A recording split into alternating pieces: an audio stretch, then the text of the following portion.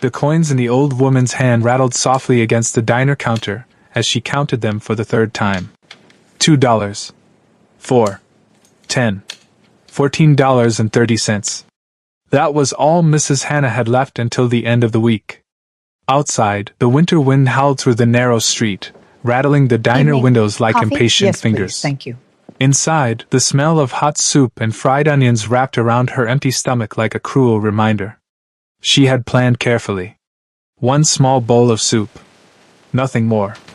But across the diner, something unexpected was happening. A sharply dressed stranger stood beside the manager's desk while voices grew louder. "You ate the steak special," the manager snapped. "You pay now, or I call the police." The stranger didn't argue.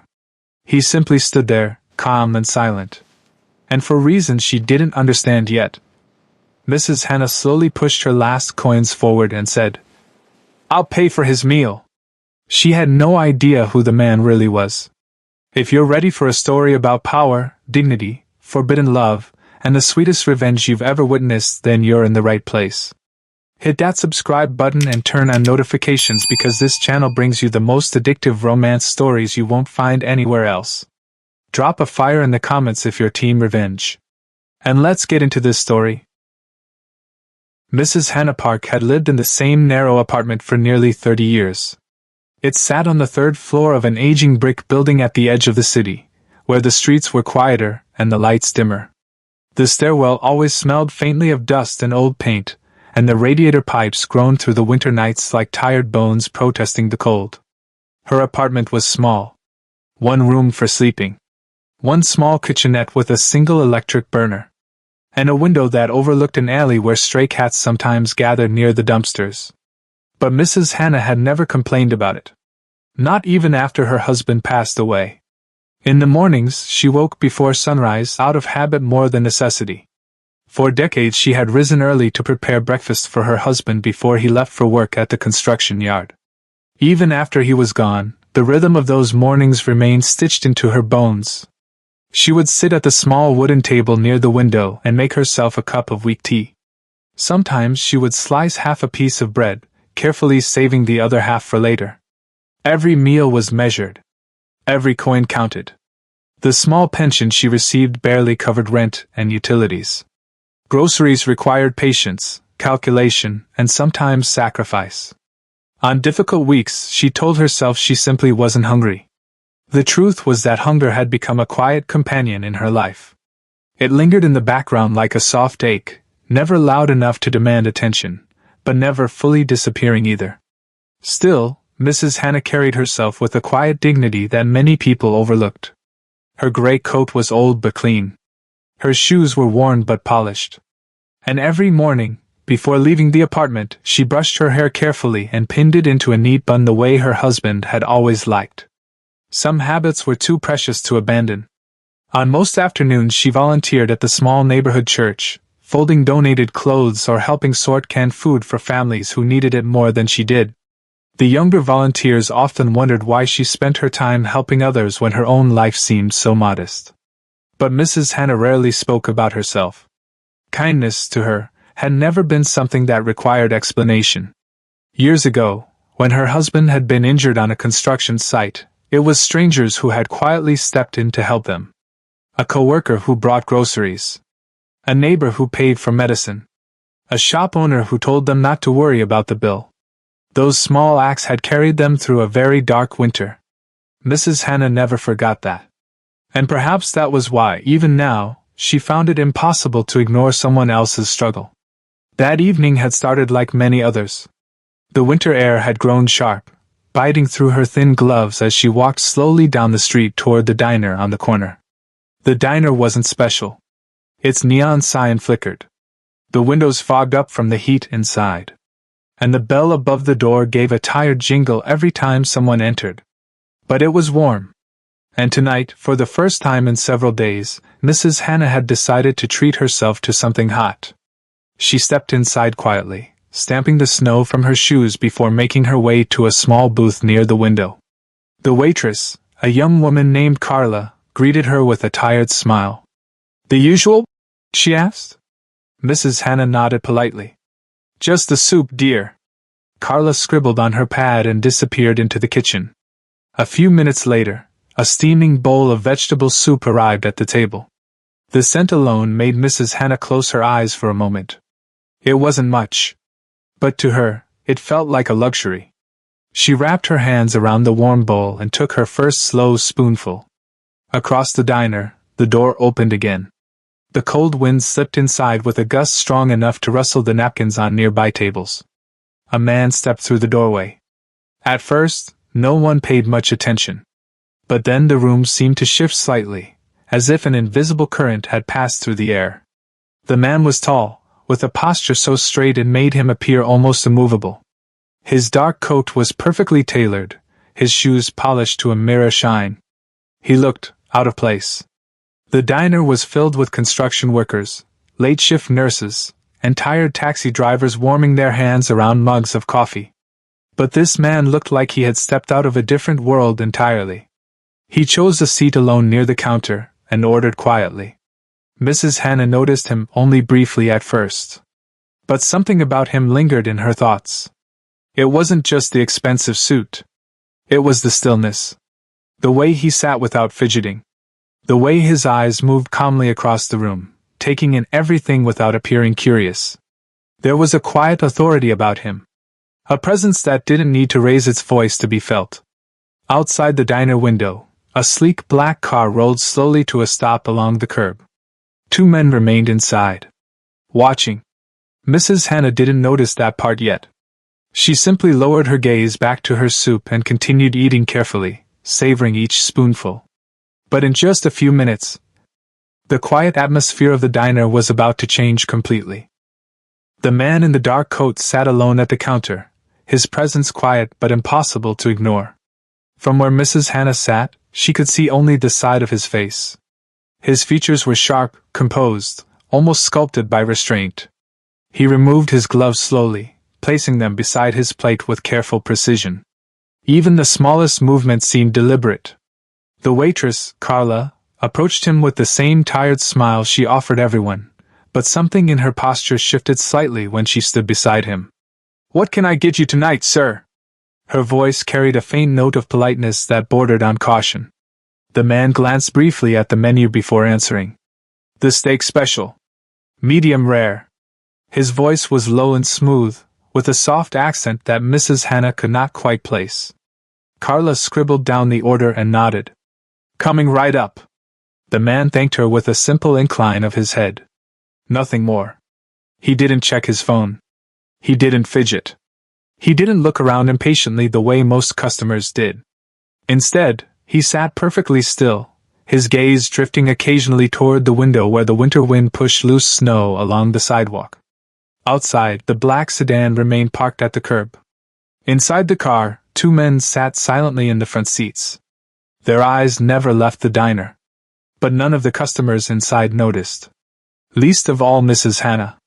She continued sipping her soup slowly, warming her hands around the bowl while the murmur of quiet conversations filled the diner. The steak arrived about 15 minutes later. The scent of grilled meat filled the air, rich and savory, drifting through the room like an invitation. A few of the nearby diners glanced over with mild envy. It had been a long time since Mrs. Hannah had eaten anything like that. She looked away quickly. Some things were better not to think about. The man thanked Carla again and began eating. He didn't rush. Each bite was measured, unhurried, almost thoughtful. As if the meal itself was only a small part of something else occupying his mind. Time passed. Plates were cleared. Coffee cups refilled. The steady rhythm of the diner continued. Until Carla returned with the bill. She placed the small black folder gently beside his empty plate. "Whenever you're ready, sir." The man nodded once. For a moment, nothing seemed unusual. He reached for the bill, opened it calmly, and glanced inside. Then his hand moved to his coat pocket. A subtle shift. His fingers searched briefly. Then moved to the inside pocket. Another pause. A second pocket. And then another. The change was almost imperceptible. But Carla noticed it. Her polite smile faded slightly. "Everything all right?" she asked. The man's hand stopped moving.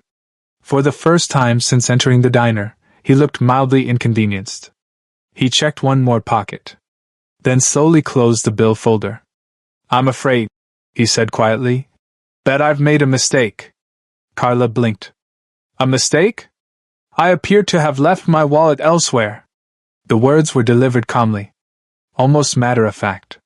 But the manager behind the counter had already been watching the interaction. Arthur was a heavy-set man with thinning hair and the permanent scowl of someone who had spent too many years dealing with unpaid tabs and late-night arguments. He stepped forward immediately. "What seems to be the problem?" Carla hesitated. He doesn't have his wallet." Arthur's eyebrows lowered instantly. He turned toward the stranger. "You're telling me you ordered the steak special, without having money to pay for it?" The diner grew slightly quieter. A few heads turned. The man remained seated, his posture unchanged. "That is correct," he said calmly. "But if you would allow me to make a phone call, someone will settle the bill shortly." Arthur let out a short, humorless laugh. "Yeah. I've heard that one before. I assure you." "Look," Arthur interrupted, crossing his arms. "Your bill is $38. I'm not running a charity here." A couple of nearby customers shifted uncomfortably in their seats. The stranger didn't raise his voice. "I understand your concern. However, the situation can be resolved very quickly." Arthur shook his head. "Or we can resolve it right now." The tension in the room thickened. Mrs. Hannah had stopped eating entirely. Her spoon hovered halfway between the bowl and her mouth as she listened. Arthur leaned closer to the man. "You either pay the bill," he said firmly, "or I call the police." The word hung in the air like a sudden crack of thunder. "Police." The other diners began whispering quietly. Carla looked embarrassed. The man remained perfectly calm. For a moment he simply studied Arthur's face. Then he spoke again. "You are free to do as you wish." There was no arrogance in his voice. Only quiet certainty. But Arthur wasn't impressed. "All right then," he muttered, reaching for the phone behind the counter. Mrs. Hannah's chest tightened. She didn't know why. Maybe it was the memory of her husband once being humiliated by a store clerk over an unpaid bill. Maybe it was the simple fact that the man in the suit didn't look like someone trying to cheat anyone. He looked inconvenienced. Embarrassed, perhaps. But not dishonest. Mrs. Hannah glanced down at the small pile of coins on her table. $14.30. Her fingers slowly closed around them. The metal felt cold against her skin. If she paid the man's bill, she would have nothing left. No groceries. No bus fare. Nothing for the rest of the week. Her mind told her to stay seated. To finish her soup. To mind her own business. But her heart had already begun moving in a different direction. Across the room, Arthur picked up the phone. "This won't take long," he muttered. Mrs. Hannah pushed her chair back. The legs scraped softly against the floor. Several diners turned toward her. She stood slowly, her hands trembling slightly as she walked toward the counter. Arthur looked up just as she approached. "What?" Mrs. Hannah placed her coins gently on the counter. They clinked softly in the quiet room. Her voice was barely above a whisper. "I'll pay for his meal." For a moment, no one in the diner moved. The coins on the counter caught the light from the hanging lamps above, small dull circles of silver and copper resting in Mrs. Hannah's thin hand. Arthur stared at them. Then at her. Then back at the coins again. "You'll what?" he asked, as if he had misheard. Mrs. Hannah cleared her throat softly. Her voice was gentle, but steady. "I'll pay for his meal." The diner had gone quiet now. Even the cook in the kitchen had slowed his movements, glancing toward the counter through the small serving window. Arthur leaned forward, squinting at the pile of coins. "You know his bill is $38, right?" Mrs. Hannah nodded. "Yes."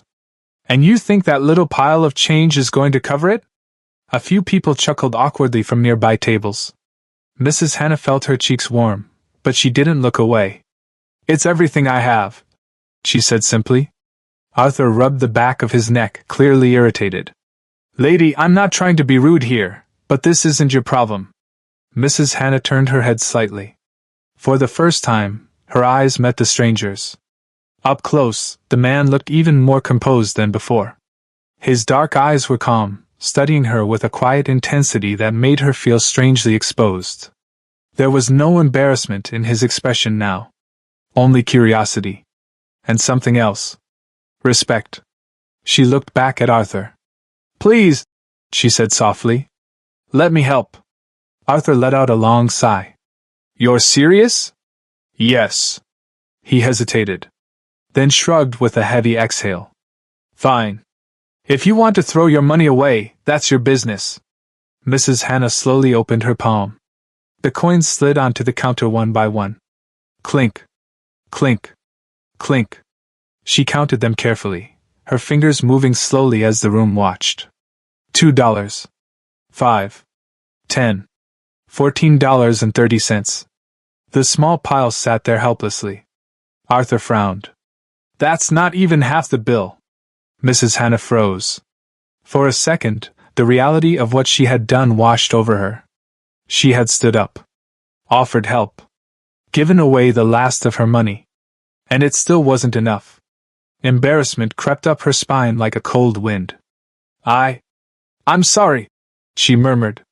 She looked down at the counter, wishing she could gather the coins back into her hands and disappear quietly back to her booth.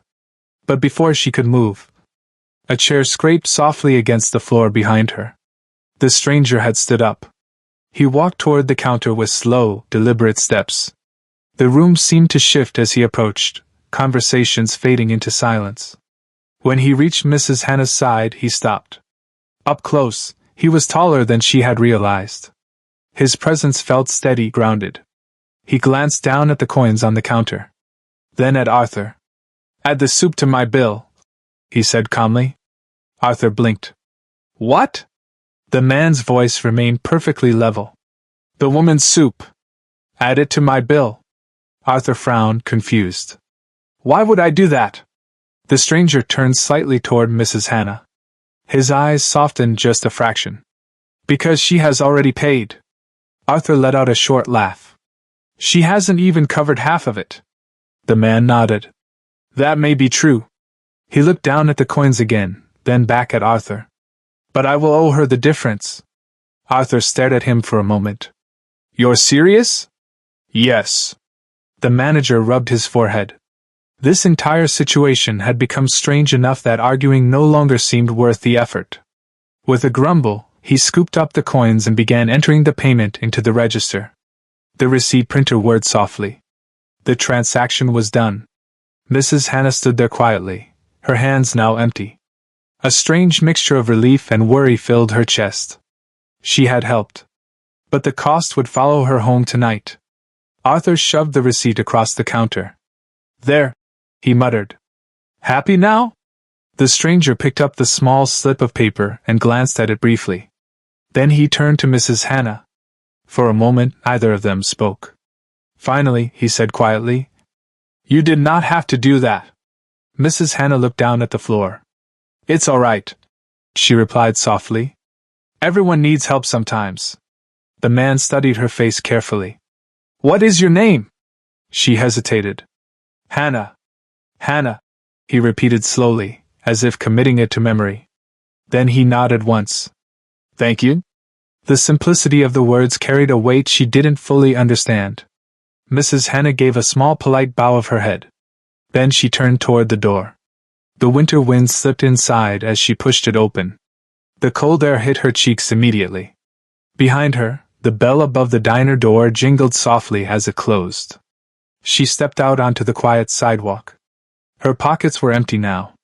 Her week had suddenly become much harder. But as she walked slowly down the snowy street, she told herself something that made the situation feel lighter. At least someone had been spared humiliation tonight. Inside the diner, the man in the dark coat stood motionless for several seconds after she left. Arthur wiped the counter absent-mindedly. "Strange woman," he muttered. The stranger didn't respond. Instead, he walked toward the front window. Outside, Mrs. Hannah's small figure moved slowly down the street under the dim glow of the streetlights. In the black sedan parked at the curb, The two men inside sat up straighter. One of them spoke quietly into a phone. "She's leaving now." The stranger slipped on his gloves. His eyes never left the old woman walking into the night. And then he said something that made the man on the phone freeze. "Find out everything about her." The next few days were colder than usual. Winter had settled over the city like a heavy gray blanket, pressing its chill into every corner of the streets. The wind slipped through alleyways and rattled loose shutters, making even the strongest coats feel thin. For Mrs. Hannah, those days felt longer than most. Her small apartment offered little warmth beyond the tired radiator that clanked and hissed through the night. She wrapped herself in 2 blankets when she slept, curling slightly to keep the cold from settling into her bones. Food had become limited. The $14 she had given away at the diner had been meant to last the rest of the week. Groceries. Bus fare. A little tea. Without it, every small necessity suddenly felt like a luxury. So she adjusted. She ate less. A single slice of bread in the morning. A cup of weak tea in the afternoon. Sometimes nothing at all. It wasn't the first time she had stretched a week this way. Still, there were moments when her stomach reminded her of the decision she had made. And in those quiet moments, the memory of the diner returned to her mind. The calm stranger. The tension in the room. The way his eyes had looked at her when she offered the money. Mrs. Hannah would sit by the window and wonder, briefly, whether she had been foolish. But every time the thought appeared, another one followed.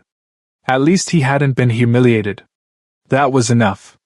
3 evenings later, Mrs. Hannah was washing a single cup in the tiny sink of her kitchenette when she heard something unusual outside. Engines. Not one. Several. She paused. The sound was unfamiliar for her quiet street. Curious, she walked slowly to the window and pulled the curtain aside. Her breath caught. 3 sleek black cars had pulled up along the curb outside her building. They were long, polished vehicles, the kind she had only ever seen in television dramas or outside expensive hotels downtown. The engines shut off almost simultaneously. For a moment, nothing happened. Then the doors opened. Men stepped out. All of them dressed in dark suits. Tall. Serious. Silent. Mrs. Hannah blinked in confusion. Her neighbors had begun peeking out from their own windows now, curtains shifting slightly as curious eyes watched the scene unfold. One of the suited men walked to the rear door of the center car and opened it carefully. Someone stepped out. Mrs. Hannah felt her heart skip a beat. It was him. The stranger from the diner. But tonight he looked different. Not because of his clothes. They were still elegant and perfectly tailored. It was the way everyone around him moved. The men in suits stood slightly behind him, their posture alert and respectful. One of them spoke quietly into a small earpiece. Another scanned the street carefully before nodding. It was the kind of behavior Mrs. Hannah had only seen surrounding very powerful people. Her fingers tightened slightly on the curtain. The stranger lifted his gaze. And for a brief moment, their eyes met through the window. A quiet recognition passed between them. Then he turned toward the entrance of the building. Moments later, Mrs. Hannah heard footsteps climbing the narrow stairwell. Heavy. Measured. Her heart began to beat faster. No one had visited her apartment in months.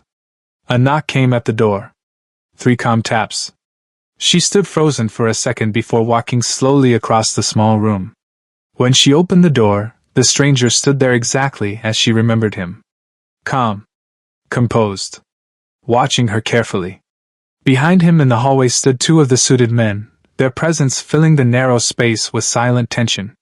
Mrs. Hannah blinked. You. The man inclined his head slightly. Good evening, Mrs. Hannah. Her confusion deepened. You know my name? He offered a faint smile. It was not difficult to learn. His voice carried the same quiet authority it had in the diner. But here, standing in her doorway with several expensive cars waiting outside and men guarding the hall, that authority felt heavier. More real. Mrs. Hannah stepped back slightly. Please come in. He entered the apartment with a slow glance around the small room. His eyes took in everything. The worn furniture. The small table by the window. The empty bread wrapper in the trash. Nothing escaped his notice. For a moment he said nothing.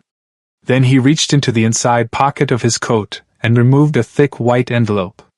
He held it out toward her. "I came to repay a debt." Mrs. Hannah stared at the envelope. Through the thin paper she could see the unmistakable edges of large bills. Her eyes widened. That's too much," she said quickly. "You only owed me $14. The man shook his head slowly. "No."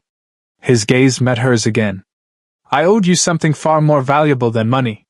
Mrs. Hannah hesitated. Who are you?"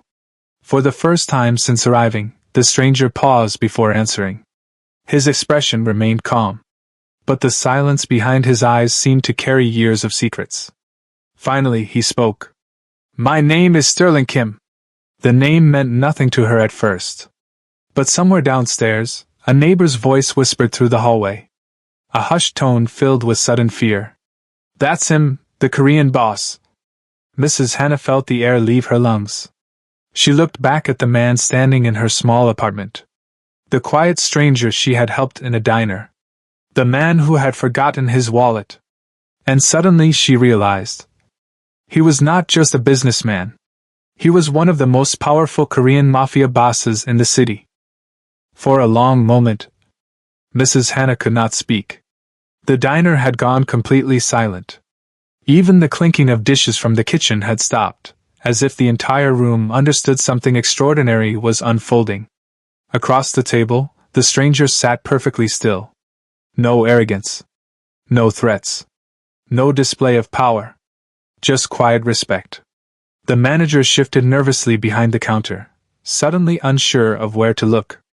Mrs. Hannah slowly placed both hands on the table. Her fingers trembled. "You're telling me," she said carefully, "that all of those men outside work for you?" The stranger nodded once. "They do." A long breath escaped her chest. She looked down at the wrinkled hands that had scrubbed floors for most of her life, hands that still smelled faintly of detergent from yesterday's cleaning job. Then she laughed softly. Not with joy, but with disbelief. "I spent my last money tonight," she said, "on a stranger who forgot his wallet." The stranger leaned forward slightly. "I did not forget my wallet." Mrs. Hannah blinked. "You didn't?" "No." He reached into his coat pocket and calmly placed a thick leather wallet on the table. It was full. Very full. More cash than Mrs. Hannah had likely seen in years. "I wanted to see something," he said quietly. Her eyes widened. "You tested us?" "Not the diner," he corrected. "You." Mrs. Hannah's brow furrowed. "Why me?" For the first time since entering the diner, the stranger's calm expression shifted. Something deeper appeared in his eyes. Memory. Pain. 30 years ago, he said slowly, I was a hungry boy on a cold street in Busan. The room seemed to lean closer to hear him. I had nothing. No family. No food. No place to sleep. His voice remained steady, but the weight behind it was unmistakable. One night, I collapsed outside a small restaurant. Mrs. Hannah listened without moving. A woman came outside, he continued. Old. Poor. Like you? He paused. She carried me inside, gave me soup, and told me something I never forgot. Mrs. Hannah whispered. What did she say? The stranger looked directly into her eyes. She said, The world is cruel. But if you survive, promise you will become the kind man others needed. The diner was silent. Mrs. Hannah's lips parted slightly. And you remembered that? Every day. He sat back slowly. I built an empire after that night. Outside, one of the black SUVs started its engine. But inside the diner, the world felt still. I have power now, he said. Money. Influence. Then his voice softened. But kindness is the rarest thing in this world. Mrs. Hannah's eyes shimmered. I didn't do anything special, she murmured. You gave a stranger your last meal. He leaned forward again. That is special. A long pause settled between them. Then something unexpected happened. The powerful man stood up. Slowly. Respectfully. And bowed his head to her. The entire diner gasped. One of the suited men near the door whispered under his breath, "Boss, you don't bow to anyone." But the stranger ignored him. His voice was quiet, but clear. "Mrs. Hannah," he said. "Tonight, you reminded me of the woman who saved my life." He straightened and reached into his coat again. This time, he placed something else on the table. Not money. Not a card. A small silver key. Mrs. Hannah stared at it, confused. "What is that?" The stranger smiled slightly. "It belongs to something that now belongs to you." And the room held its breath. Because whatever was about to happen next was going to change her life forever. Mrs. Hannah stared at the small silver key resting in her palm. Her fingers curled around it slowly, as if it might disappear. "What does it open?" she asked. The stranger gestured toward the diner around them. "This place." The manager nearly dropped the glass he was holding. Mrs. Hannah blinked. "The diner?" The stranger nodded. "I bought it this morning." A quiet murmur spread through the room. Then he added gently, "And now, it belongs to you." Mrs. Hannah's breath caught in her chest. "But why would you give me something like this?" The stranger looked at her the way a son might look at a mother. "Because 30 years ago, someone gave a hungry boy a bowl of soup." He stepped toward the door, his bodyguards already moving outside. Before leaving, he paused. "Kindness," he said softly, "should never end in poverty." And for the first time in many years, Mrs. Hannah realized her life had just begun again. Sometimes, the smallest act of kindness can echo across an entire lifetime. Mrs. Hannah thought she was simply helping a stranger, but that one moment changed everything. If this story touched your heart, make sure to like the video, subscribe to the channel, and share it with someone who still believes kindness can change the world.